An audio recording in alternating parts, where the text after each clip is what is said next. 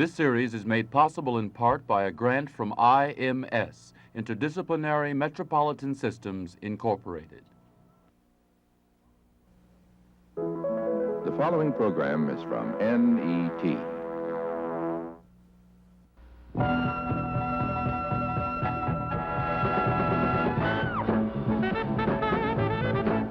It's Soul, and this is your announcer, Joe Dennis.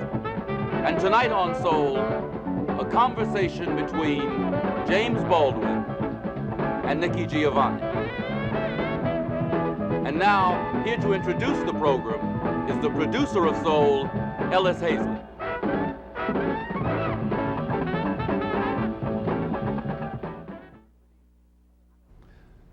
Good evening. I'm Ellis Hazlett, and I welcome you to another Soul episode. One of the miracles of this universe that we deal with is the way it can use something as cold and gray and as impersonal as an electron. These electrons that fill your television screen to bring you an experience as warm and as rich and as human as the program you're about to see. And we here at Soul are extremely proud that we have been able to put together two programs, conversations between two brilliant and eloquent members of the black family, Nikki Giovanni and James Baldwin. We had to travel to London in order to tape these programs, and we then edited them to fit within our time schedule of 1 hour. Tonight you will be seeing the first hour of this conversation, and next week we will air the second part.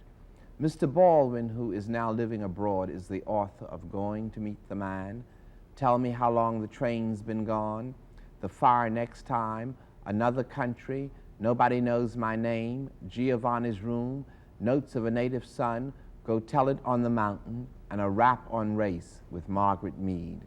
James Baldwin is also the author of the plays Blues for Mr. Charlie and The Amen Corner. Nikki, as most of our viewers know, is an old friend of Soul's and one of quite a few beautiful people who has always made her time, energy, and thinking available to us. She is the author of Black Feeling, Black Talk, Black Judgment, Recreation, Gemini, and Spin a Soft Black Song. She also edited an anthology of black female voices titled Night Comes Softly. So here now are Nikki Giovanni and James Baldwin in conversation.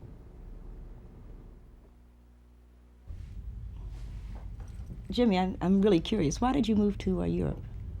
Well, why or when? Why? I think I know when. I moved to Europe insofar as one can say I did. I moved to Europe first in 1948 because I was trying to become a writer and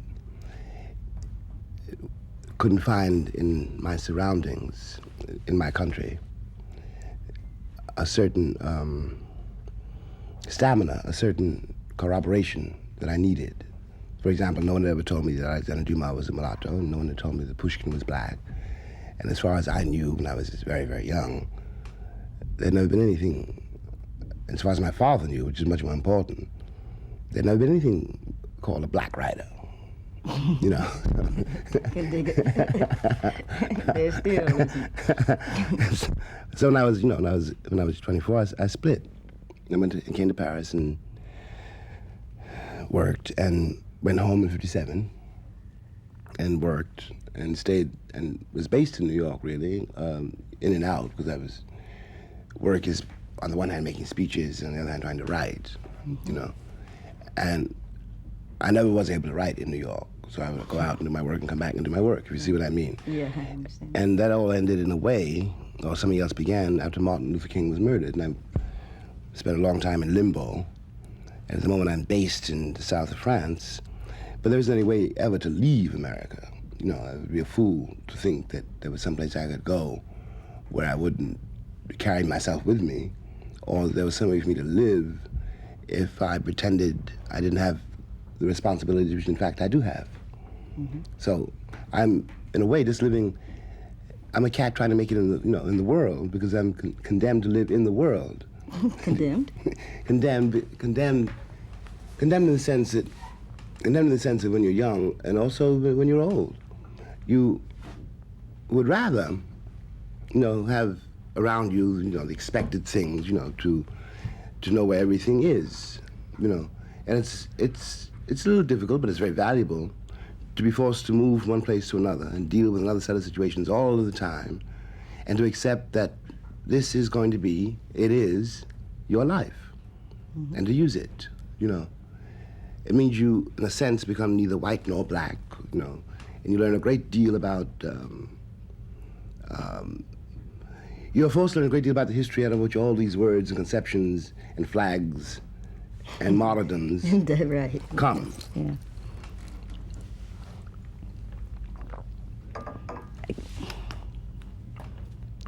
There's something that eventually I'm sure we're going to hit, so we're just going to have to work it out. All right. Okay, but let's start, let's say, with Everybody's Protest novel, which I think came out in 48. It came out in Squad. 49, something like that, Yeah. yes. When I was 6. Oh, Jesus. I thought it was a magnificent piece. As I went to first grade, I said, my God, somebody's really talking. How do you stand in relationship, say, to that novel now? To that, I mean, to to Everybody's the, Protest novel, yes. that essay now. Yeah. I mean, what do you think about, let's say, the younger writers, of which I am one? And within that context, are we, in your opinion, like moving ahead? Are we moving out of that basic set of assumptions? Oh, I think I think it's very difficult for me to say it because it can be misunderstood. But you have no idea, and I can never express to you to what extent I depend on you, or I mean you, Nikki Giovanni, and also your generation. My generation, yeah. I can even say you have no idea, and I can never express that either. Because in a way, I have no right to say it, but I'm very proud of you. Something has moved, things move in a very strange way, and maybe inexpressible.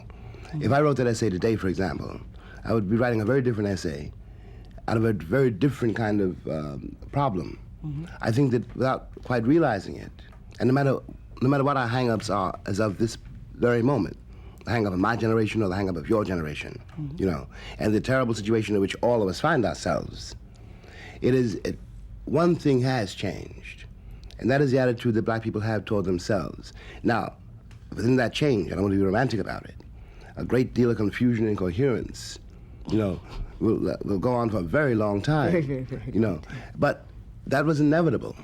Mm-hmm. That moment had to come too, And Everybody's Protest now, I was trying for myself, after all, first of all, to elucidate for myself a theology and the effects of a theology, which I, at that moment, realized I carried in myself. Mm-hmm. It was not the world that was my oppressor only. Because what the world does to you, if the world does it to you long enough and effectively enough, you begin to do it to yourself. Mm-hmm. You become a collaborator, an accomplice of your own murderers, because you believe the same things they do. They think it's important to be white, and you think it's important to be white. Mm-hmm. They think it is shameful to be black, and you think it is shameful to be black. And you have no corroboration around you of any other sense of life. All those corroborations which are around you are, in terms of the white majority standards, so deplorable, they frighten you to death. You don't eat watermelon. You get so rigid you can't dance. You can hardly move by the time you're 14. Mm-hmm. You're always scrubbed and shining. A parody of God knows what, because no white person's ever been, as clean as you have been forced to become. Yeah, it's true. And you got somehow to begin to break out of all of that and try to become yourself. Mm-hmm. It's hard for anybody, but it's very hard if you're born black in a white society. Hard because you've got to divorce yourself from the standards of that society. Mm-hmm. The danger of your generation, if I may say so, we will pursue this length if you like. Go on. Is to substitute one romanticism for another. Mm-hmm. Because in fact, these categories are, to put it too simply, but with a certain brutal truth, these categories are commercial categories. It's true. There was a reason that when you and I were slaves, my son produced out of your body was by definition a slave. But the master's son also produced out of your body, depending on his color. If he was light enough, he could live in the big house. And if he wasn't, he took his condition from the condition of his mother. He was still a slave, though. He was a slave. He was a slave. He was a slave because even though he might be the master's son, the master could make money off of his son. The whole institution was threatened if a slave woman could produce a free man. Of course. And the dilemma begins there. Do you see what I mean? I don't see why it's a dilemma. If a The slave dilemma woman can began produce a there. free man, that, A slave woman was forbidden that means anything. that a she slave woman produces was can- forbidden by law. I said the reasons are commercial to produce a free man, because once you have a free man out of the body of a slave, you no longer have a slave. That's true. You know, but it's very hard to recognize that the standards which have almost killed you are really mercantile standards. They're based on cotton. They're based on oil. They're based on peanuts. They're based on profits Yeah, to this day. to this hour, Yeah. which the church sanctifies. But the church is commercial. It's when you begin to realize all of that, you know, which is not easy, that you begin to break out of the culture which has produced you and discover the culture which really produced you. If you see what I mean? Yeah. What really brought you where you are. When you're in trouble, when I'm in trouble, I do not sing a Doris Day at Tin Pan Alley tune. You find yourself, humming and moaning, something which But that your has nothing to do with the church. great-grandfathers did. No. That has to do Oh, with no, us. that has to do with us. Yeah. And what it's all about is the attempt now to excavate something which has been buried. Which you contain and I contain, and which your kid contains, and which has got to carry, which one has a hand down the line for the sake of your kid and for the sake of future generations, and even for the sake of white people who have not the remotest idea what this means. Because we have the edge over the people who think of themselves as white, and that we have never been deluded into believing what they believe. And that sounds like a contradiction, Yeah. But in fact, you watch the man you work for. You have to watch him. You don't know you're watching him. You watch them. But you're watching him. But he's not watching you. He thinks he knows who you are or what you are. You don't know who he is because your life is in his hands. And you have to watch him, because if you don't watch him, you might have lived from Monday till Tuesday. It's as simple as that. And without knowing you know him, you know him. He can't fool you. I'm not at all. I mean, the civil rights movement, I came up in the 60s, which is like way after everybody else. But we always assumed that we knew white people. You know what I mean? That we really sort of like understood them. And I found out that if you don't understand yourself, you don't understand anybody else. And all you know what I mean with the snake is to watch a snake. And you know it's a snake, but you don't know it. That's right. That's right. You know what I mean? That's right. Because there's too much between, there's too much emotion. There's too much You know what I fear. mean? I can watch like the cat I work for, you know what I mean? And he's going to watch me to some extent. But we know each other. I would hypothesize that he knows me better because his game is running, mine's not. And that's what I've sort of always disagreed with your generation on. As long as his game is running, he obviously knows me because I'm playing. You understand? He's saying jump and I'm saying how high. Yeah. He knows me. You may be right, but I would put it another way. I would suggest that since his game is running, he hasn't got to know you because his game is running. You're part of the game he's running. He hasn't got to know you. I would think that one of the reasons that the Americans are in such trouble now is because the game is running. It was running up until only yesterday, really. Would you believe today? And all of a sudden, to the American astonishment, the Americans have suddenly discovered that people in the world don't like them. Yeah. Now, I always knew that, because I didn't like them. I loved some. They're not likable. But Well, there's they two ain't- people that are but they unlikable. ain't likable, And there's no. two people in the world that's not likable, a master and a slave. Exactly. You see? Exactly. We will never get precise categories for that very loaded statement. But that is where the truth is. Yeah. How did you like him? So the question, for me, the question has always been power. Yes. And for, like you all, the question has been morals.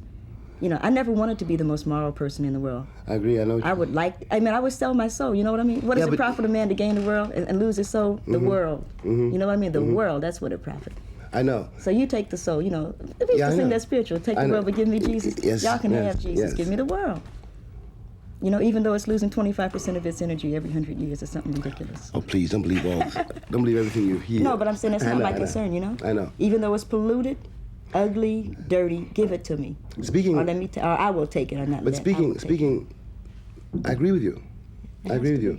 But speaking for myself, but also speaking as representative of my generation. But it's probably safer to speak only for myself, really. You know, I know that in my own case, what I felt and still feel, perhaps in a different way, but what I felt very strongly in the years, for example, when we all were marching down those dusty highways with Martin. Look, I left the church when I was 17 years old, you know, and I've not really been to a church since, except, you know, when I had to go for various fundraising rallies or this or that. And I was not exactly the kind of Christian that Martin was, if I could be described as Christian at all. It's hard to be the kind of Christian he was.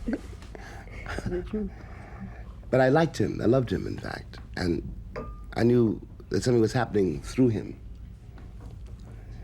And my concern was, yes, the world. But I'd seen what white people had done to the world. And I'd seen what white people had done to their children. You know, because in gaining the world, they had lost something. A lot. No, they'd lost the ability to love their own children. Or the ability to love themselves. Which is the same thing, you know. And I didn't want that to happen, if I may say so, to you.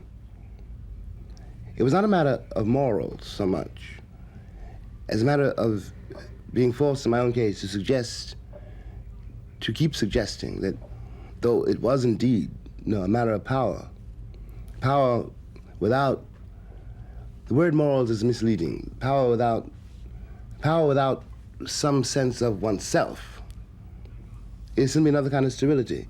And that black people would then become exactly what white people have become. You know what I mean? Yeah, there's a danger. You know, I also accept this, that danger is not up to me to tell anybody how to run. You know, I can only speak as what I am. I'm a kind of poet. And if I'm a kind of poet, then I'm responsible, from my own point of view, to the people who produced me and the people who will come after me. You know, so that when the Holocaust comes, and it will come, you know, eventually, no matter how simple black and white terms may be today, life is not that simple. And sooner or later, if I do my work as I should do it, when I'm needed, I'll be there. You know what I mean? I don't know if the people listening, I know what you mean.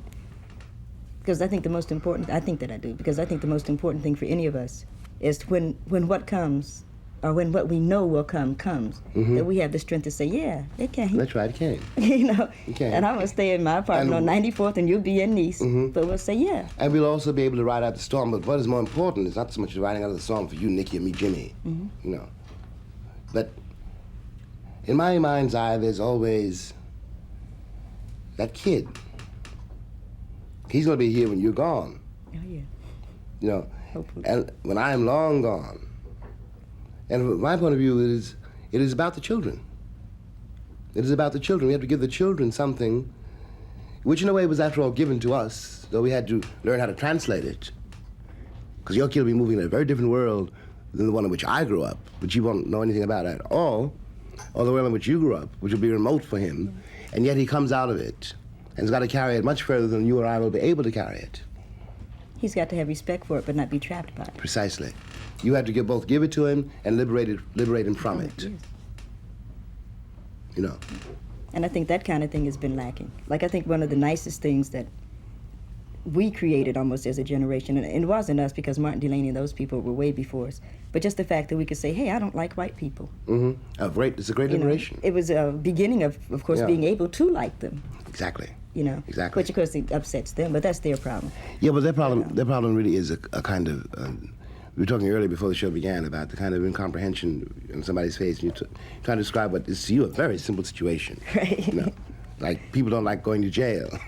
And you see the man's face, and he looks astonished. What? People don't like going to jail? And then you pull back. You mean so? You know, does that really go on? And you live with this all your life. And what you watch is that he knows it, really. He doesn't think that you know it. He doesn't think anybody will tell him. And if it comes in, as we were saying earlier, if he allows that to enter into his guts, he's a very different person. He may explode. He doesn't know what will happen if he allows this apprehension of someone else's experience to enter into him. Right. Because he's perpetuating his experience. And this is the crisis of the age. This is what Malcolm really meant when he said that white is a state of mind. Okay. You know. I won't argue that. On a certain level, because I tend to be parochial, for one thing, and I tend to care about Afro-Americans, which I would define as the sons and daughters of slaves and slave owners. Mm-hmm. You know what I mean? Mm-hmm. I have. That doesn't, by the way, sound very parochial to me. It's very parochial because I don't care about my third-world brothers and sisters and things like that I'm sure I should. But as we... You mean you're responsible for a certain situation? I just can't deal with it. Yes, I think know. that if everybody dealt with their own little situation, Yes. if I deal with my block and you deal with your block, we'll have two good... And Malcolm said that too. Yeah. So when we deal with white as being like a state of... Well, Malcolm said everything, which I would grant. No, I mean, really? he encompassed.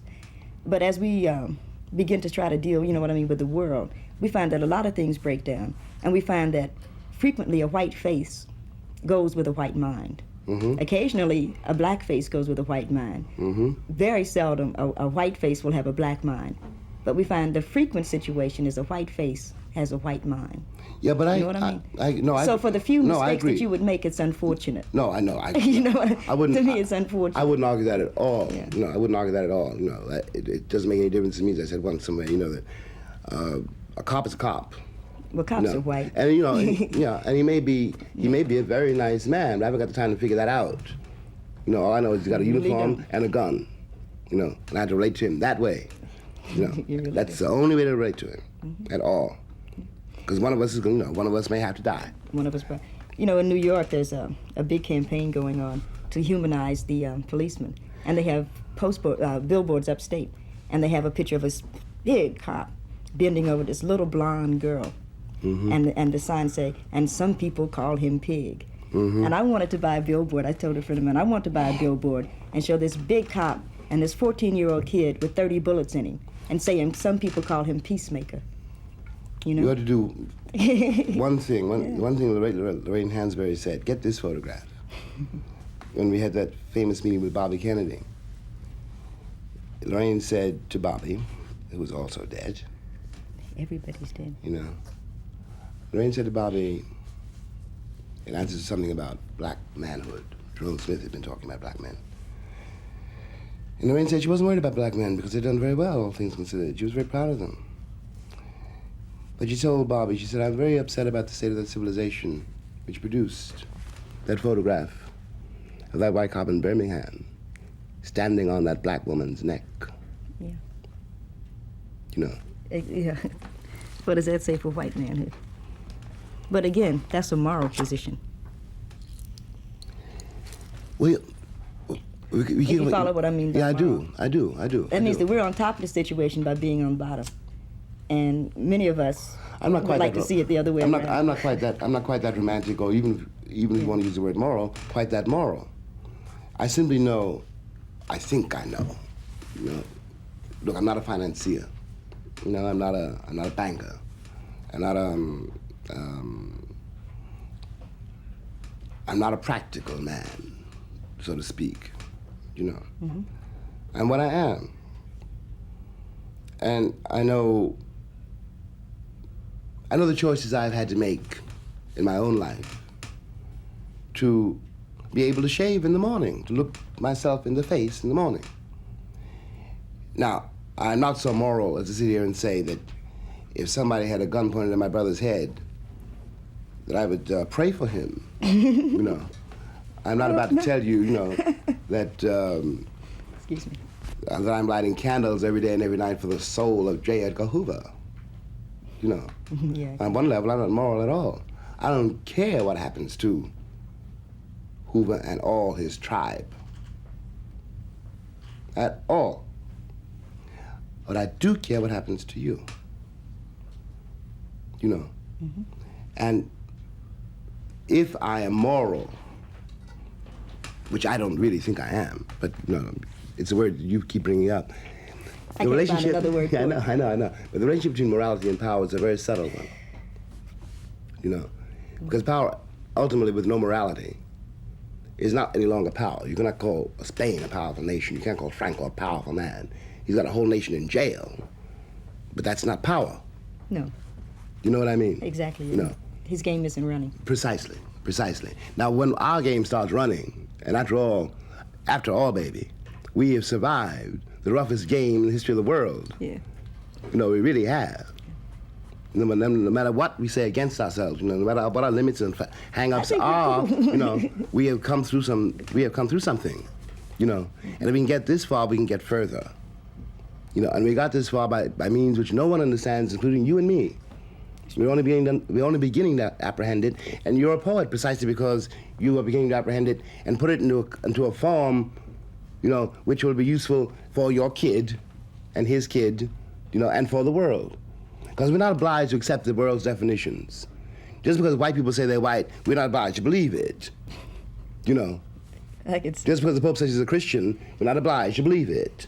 it would be crazy You know, if we did. we have to make our own definitions and begin to rule the world that way.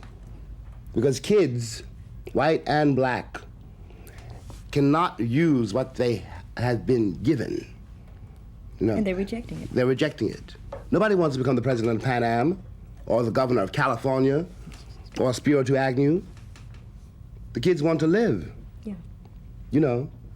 And we have, out of a terrifying suffering, a certain sense of life which everybody needs. You know, and that's morality for me. You know, you use the word morals, I would use the word energy. Okay. You see what I mean? I can follow that, yeah. You know, anyway, it's a very mysterious endeavor, isn't it? You know, because the key is love.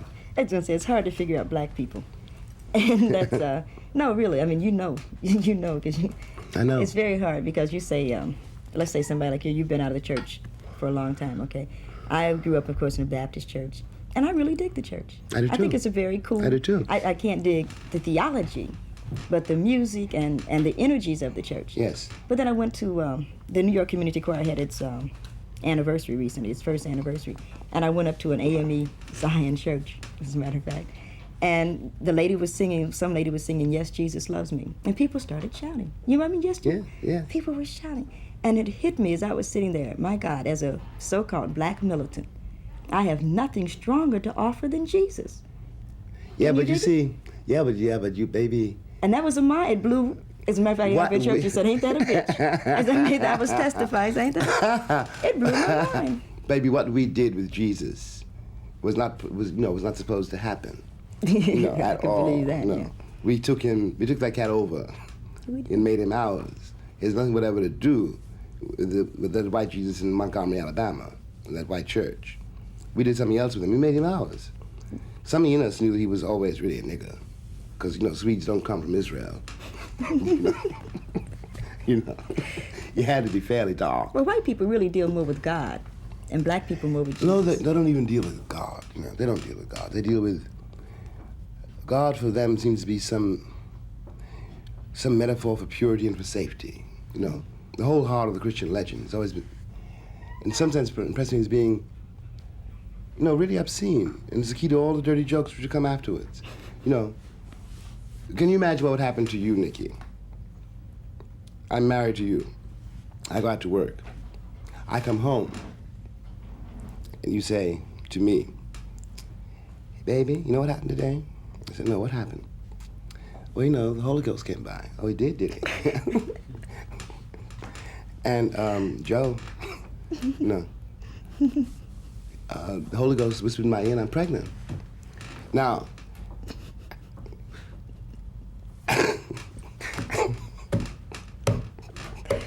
I might. I don't think you'd go for it. I might look a little hard at you.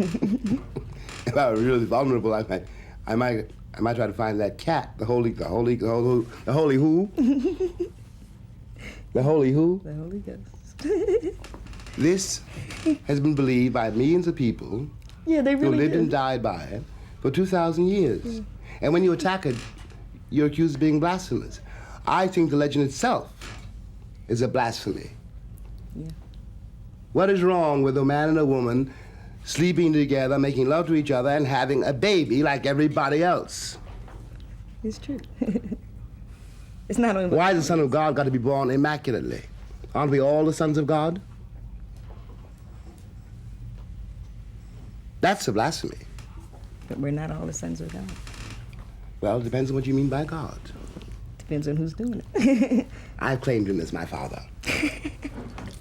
And I'll give him a great, great valor between now and the time, until it's over. Because God is our responsibility. Well, I agree with that. No.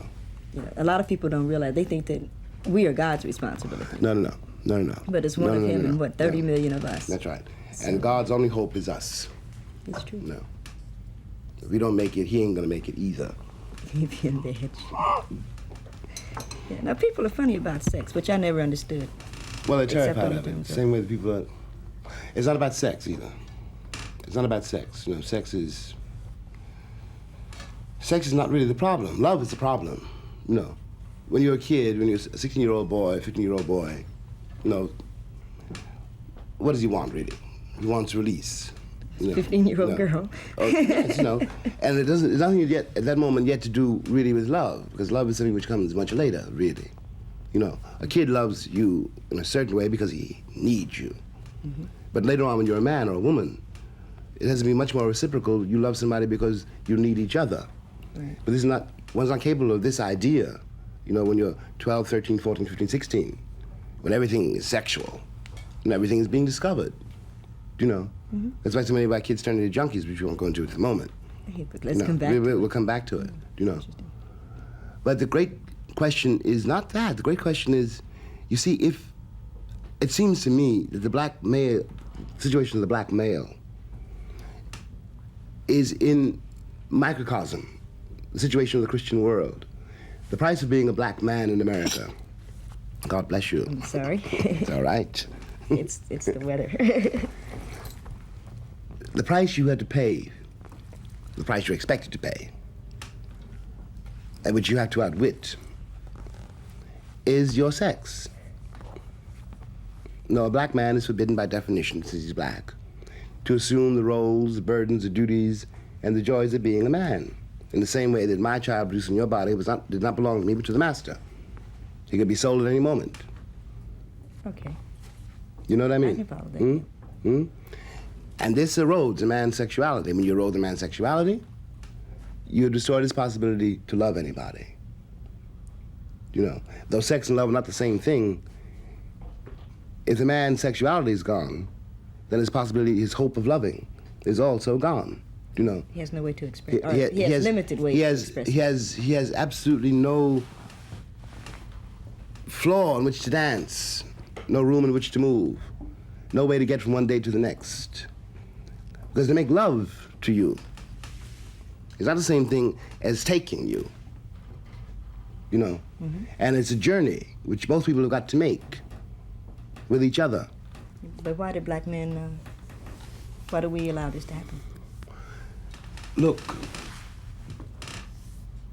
when I begin to talk about the situation of black men, I'm nearly 50, so that I've got to avoid sounding, in any way defensive, because No, I don't mean that I think you're attacking me, but you asked me a question which I'm trying to answer as honestly as I can. I have to look back over my own life, and you save yourself if you have any sense at all, and if you're lucky enough. If you lose your center, and let's say the center is your sex, if you lose that, if you allow that to be destroyed, then everything else is gone. And you have to figure out a way of saving it. from the landlord. Because after all, I had to watch my father and what my father had to endure to raise 9 children on $27.50 a week when he was working. Now, when I was a kid, I didn't know what the man was going through at all. I didn't know why, he was always in a rage. I didn't know why he was impossible to live with. But I had not had to go through yet his working day. Mm-hmm. And he couldn't quit his job because he had the kids to feed. He couldn't say, as our kids can, I don't like white people. He couldn't say anything. He lived his whole life in silence except in the church. Mm-hmm. And he couldn't explain, how can you explain to a 5-year-old kid, my boss, called me a nigger and I quit. And the kid's belly's empty and you see it. And you gotta raise the kid. You got to raise the kid. And your manhood is being slowly destroyed hour by hour, day by day. Your woman's watching it. You're watching her watch it. And the love that you have for each other is being to be destroyed hour by hour and day by day. It's not her fault, it's not your fault, but there it goes because the pressures under which you live are inhuman. My father finally went mad. And I understood when I became a man how that could happen. It wasn't that he didn't love us, he loved us. It wasn't that he didn't love his wife, our mother. He loved her. But he couldn't take it. Day after day and hour after hour, being treated like a nigger. On that job and in those streets and on those subways. And then coming home to his children who didn't understand him at all, who were moving further and further away from him because they were afraid of him. And also, which is even worse, afraid of the situation, the condition, which he represented. He was, after all, for a kid, you begin to see when you're called a nigger, you look at your father, because you think your father can rule the world. Every kid thinks that, and your father cannot do anything about it. And then you begin to despise your father, and you realize, oh, that's what a nigger is. And it's not your father's fault. And it's not your fault. It's the fault of the people who hold the power, because they have deliberately trained your father to be a slave. And they deliberately calculated that if he is a slave, you will be a slave. You will also accept it, and it'll go on forever, and slavery will last 1,000 years, which slaveholders said and believed. And now the bill is in, and they want from me, or from you, sympathy and understanding. I understand it all too well, and I have all the sympathy in the world for that spiritual disaster. But I have no pity. The bill is in. We paid it. Now it's your turn. It's like a funny situation to be in, because like we were poor, but maybe unfortunately for somebody like me, not poor enough to relate to it. In that, we had enough to eat it like that, things like that. So that my relationship to that whole syndrome, which remains true, I'm 28 to this day, is that I really don't understand it. I don't understand how on one hand, you say you're talking about like a black man, that he can be nothing in the streets and so fearful in his home, that he can be brutalized by some white person somewhere and then come home and treat, me, my mother, the same way that he was being treated. Which perpetuates, you take somebody like me, I'm not married, right? Yes, but Nikki, I couldn't play my mother. Yes, I know. You know what I mean? I just couldn't deal with it. I said, no, this won't work. But Nikki, it is also true that since your mother played that role, you haven't got to. I couldn't. But you haven't got to, that's the point. Because she did.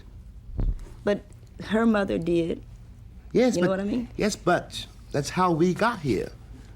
What I really am trying to say is I don't want us to underestimate the price paid for us. I have a great deal of respect for those people, for my parents, for people that I don't know, for the whole, everybody who's shuffled. I'm not saying that.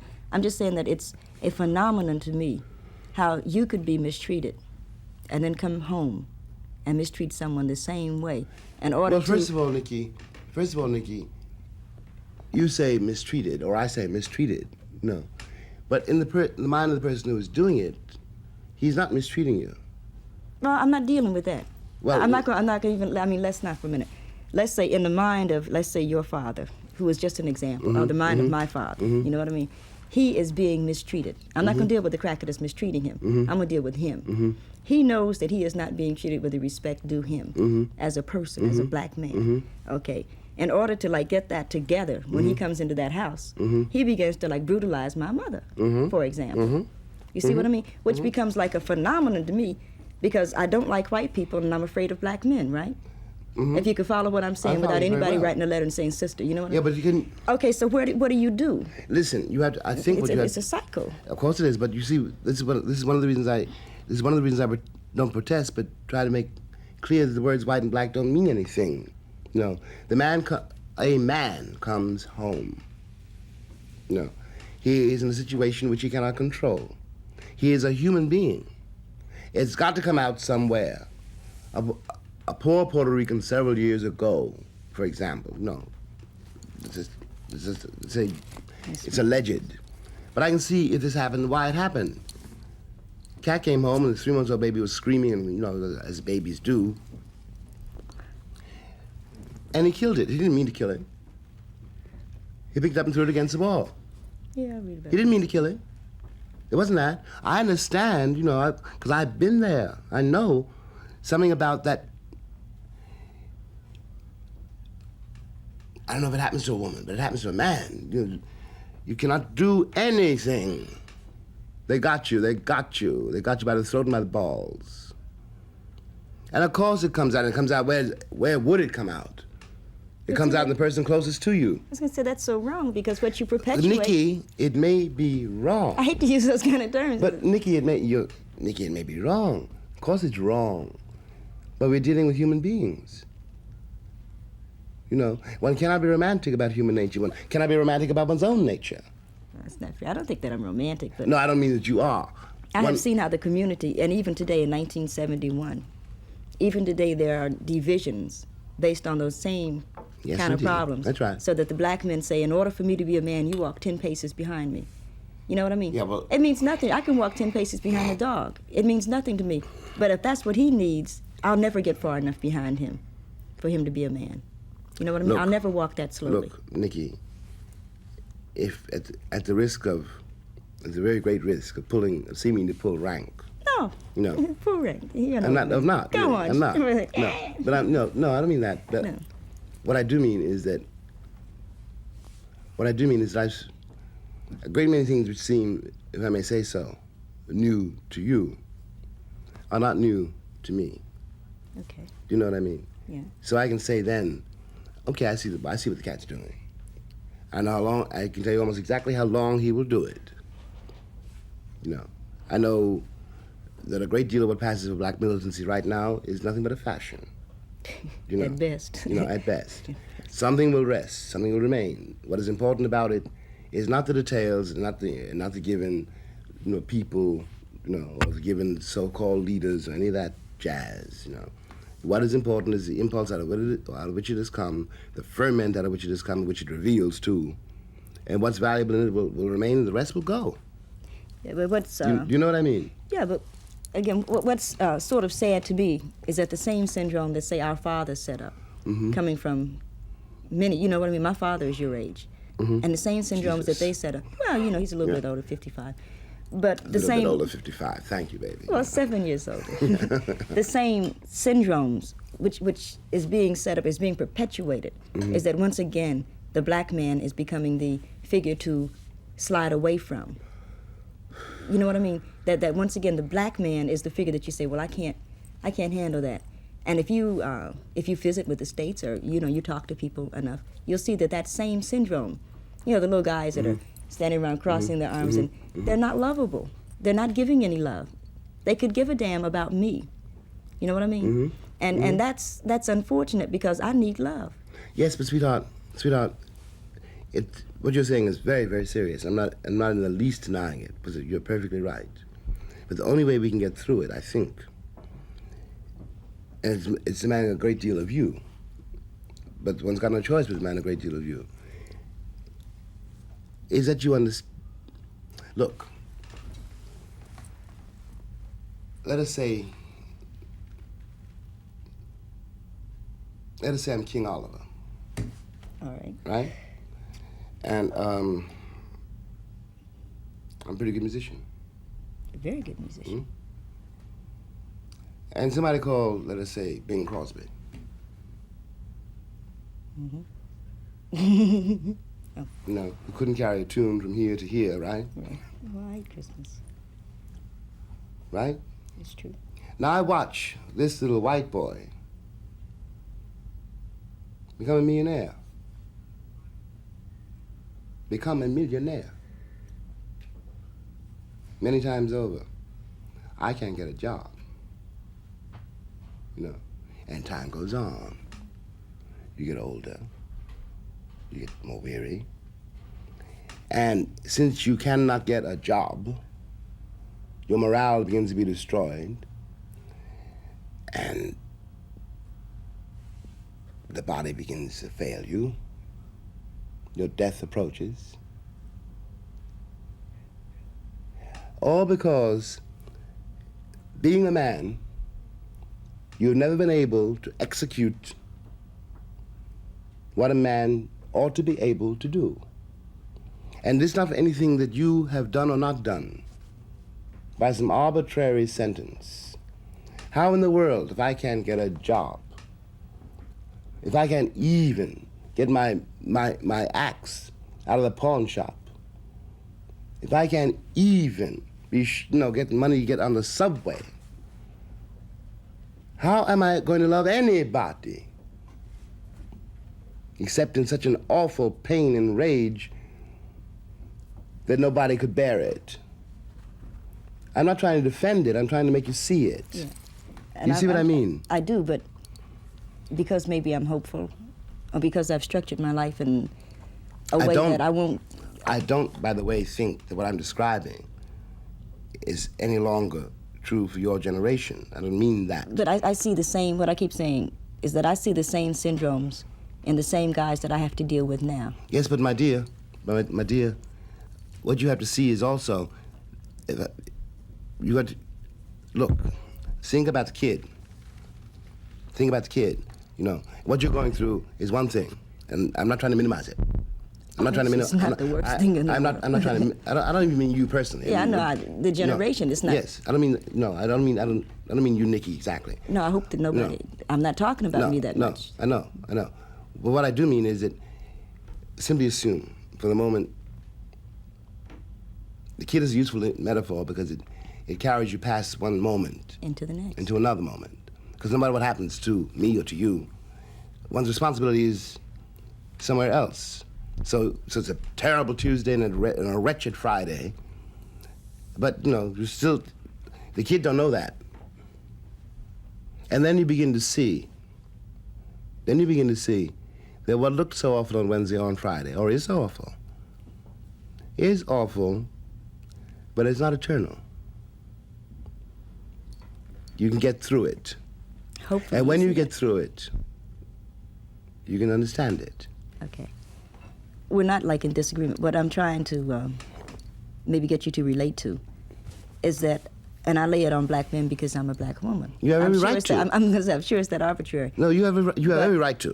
But a guy, let's say a guy's going with girl. Mm-hmm. You're going with Maybelle. And Maybelle gets pregnant. All of a sudden, you can't speak to Maybelle because you don't have the money for a crib, right? Mm-hmm, mm-hmm. She doesn't need a crib. The baby's going to sleep someplace. If you can follow me for 2 seconds, wait. Baby's going to sleep someplace. The baby's going to eat something. But what she needs at that moment is a man. Mm-hmm. And in order, if the man functions as a man, mm-hmm. which is not necessarily a provider for all that stuff, because mm-hmm. everybody can understand why you can't buy something. You don't have a job. You didn't have a job when you were always going to bed. Mm-hmm. Why are you going to get a job because she got pregnant? You understand? There's no job. But what she needs is a man to come by and say, hey, baby, you look good. And black men refuse to function like that because they say, I want to bring the crib when I come. Baby, you're never going to get the crib. Baby. Bring yourself. Baby, I agree with you. I understand what you're saying, you know. But let me tell you this. You know, you may be absolutely right, and you are right from your point of view. It's arbitrary. But you have to understand my point of view. I'm trying. No. And from my point of view, well, if you were pregnant, I would act very differently. That's me. That's something else. But from the man's point of view, given the fact, as we said much earlier, that the standards of the civilization into which you were born are first outside of you, and by the time you get to be a man, they're inside of you. And this is not susceptible to any kind of judgment. It's a fact. If you're treated a certain way, you become a certain kind of person. If certain things are described you as being real, they're real for you, whether they're real or not. And in this civilization, a man who cannot support his wife and his child is not a man. And this is also for example, in the welfare rules. You know, Yeah. the black man has always been treated as a slave, and of course he reacts that way, one way or another. You know, and you can blame him on a human level if you like, but I think it's more interesting you have to understand it. The bag the cat is in. But it's so... You know, because how can I? You know, I'm not being rational. You know, and I may love you, especially if I love you. How in the world I can't come with nothing. But it's not... I know it doesn't make any sense, Nikki, but a man is built like that. You see, when we talk about the children, right? Mm-hmm. Or we talk about, like, let's say my little boy, your nephew, something like that. We talk about how are we going to create the new child in the same old syndrome? Well, somebody first has to fake it enough. You understand? Somebody has to say, hell no, I can't buy you a bicycle, you don't need one. Yeah, and smile about it so the kid can say, I'm not afraid of daddy. But sometimes that happens, and after all... But not enough to talk, when we talk about the group. Yeah, but wait. We're talking about the Hold group. hold the phone, baby. You know, it has begun. Something has begun. The fact that we're talking about it is a beginning. It's very important. You know, it's very important indeed. Look, I've had to learn in my own life, you know, I want this. I want it Friday. And Friday comes and I've worked my behind off to get something done that don't come. It doesn't come for 20 years. Then you use that 20 years. Look, life is a very short and very long time. It is, really it is, you know. And it's very important not to get hung up on any given detail, because what is there, like the fact that you're a woman and the fact that I'm a man, that's going to be there forever, and we're going to have to deal with that It's there forever. from the beginning, you know. Sure. And we have to deal with it from day to day, you know. Because if we love each other, we both know it. The tragedy is we both know it, and the greater tragedy is that it's destroyed by things which have nothing to do with you and nothing to do with me. A man is built as he's built, and there's nothing one can do about that. A man is not a woman. That's true. You know, and whether he's wrong or right,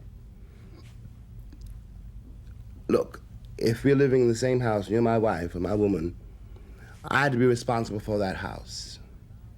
And I'm not allowed to be responsible for that house. I'm no longer in my own eyes. It doesn't make any difference what you may think of me. In my own eyes, That's where I'm not a man. that's the thing. You It see what I does mean? indeed make a difference what I think about it. Because I could be perfectly willing, and as a matter of fact, I am perfectly willing to concede that, first of all, a man is a natural aggressor. You know what I mean? I don't care if I walked up to you and said, let's go to bed. You are the aggressor in that situation. Because it all depends on you. I could fool myself, I could fool my friends. Say, yeah, I got him. It depended on you. You see? So I'm never confused on that level. Yeah, But I've seen so many people get so hung up in such crappy, superficial kind of things that for lack of being able to bring a steak in the house, they won't come. I can get my own damn steak. Nikki, I need you, but Nikki, and that's what the black. No, really, I mean, yeah, that's but to me what the black. Yeah, but man Nikki, you're has- perfectly right. But you're I'm being, holding my dress. but you're being perfectly rational. But it's a rational situation. Yeah, but love is not a rational situation. Love must be.